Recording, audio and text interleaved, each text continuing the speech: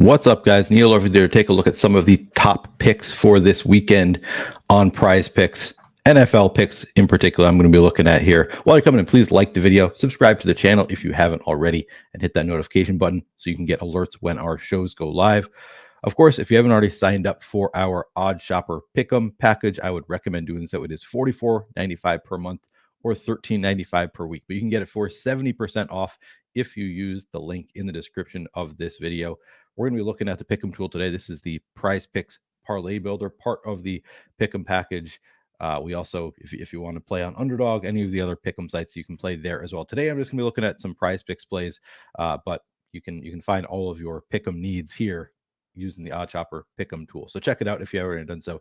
Use the link in the description to get it for 70% off your first week, your first month, whatever package you want to sign up for.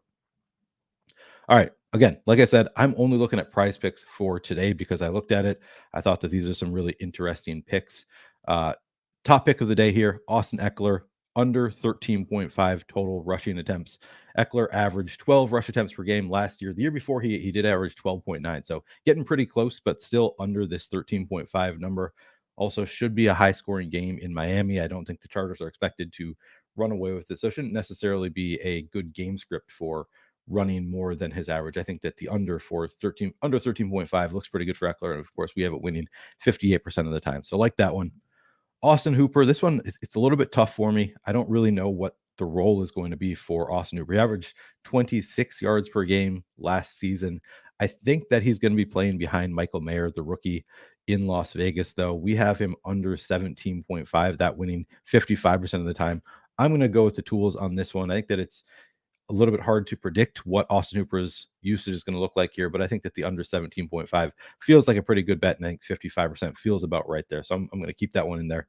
Deshaun Watson, we have for over 31.5 passing attempts. He averaged a little bit under 30 passing attempts per game last year as he was getting his footing. Remember, he was out for most of the year, played the final 6 games of the year, averaged a little bit under 30 passing attempts per game, but I think that he was still kind of just getting comfortable. They were working him in there, and it is worth noting that in the game against Cincinnati, in those 6 games, he had 42 passing attempts in that game, in a game that clearly they want to win this game. It's a big rivalry, Cincinnati and Cleveland.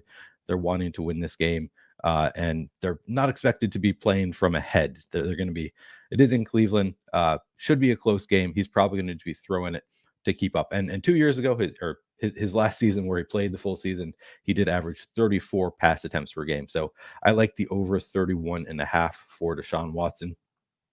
Drake London, this line just feels a little bit low. Over 51.5 total receiving yards is what we have him doing.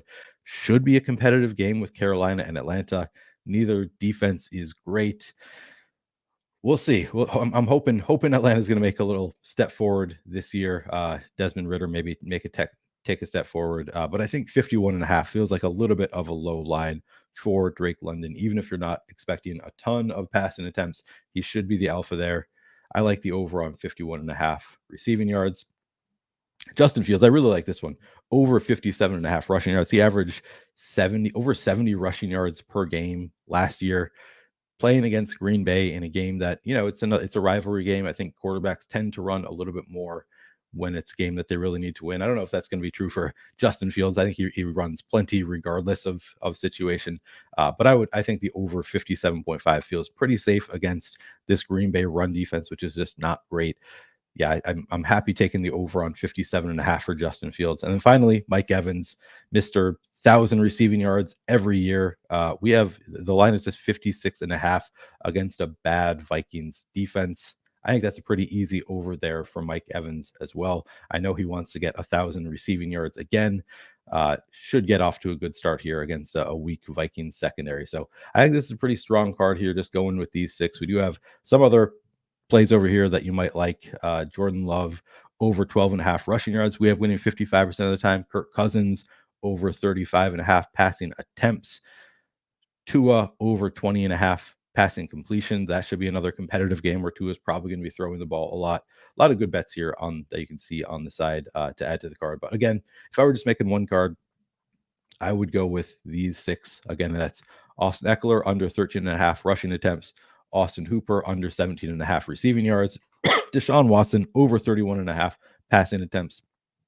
Drake London over 51.5 receiving yards. Justin Fields over 57.5 rushing yards. And Mike Evans over 56.5 total receiving yards. I like those bets quite a bit. All right.